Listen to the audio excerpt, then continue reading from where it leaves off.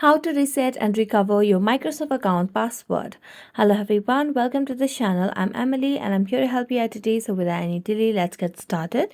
So first of all, launch the Chrome browser on your device and on the search bar just search for Microsoft.com. As you search for microsoftonline.com, here you'll be landed on this page where you can see the sign in option. So tap on sign in and enter your email address. Then tap on next. And as you tap on next, here you'll be able to use your password or you can just get the code from the email account. So tap on use your password instead, and here you can select on the forgot password option.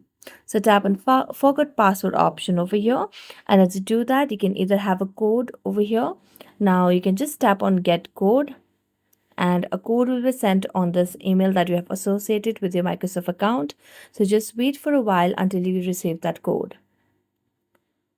You can also use a different verification option, but since getting code would be easier for us, I'm going to go for a verification code.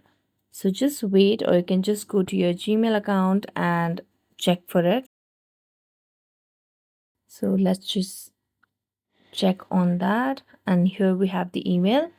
So this is the verification code.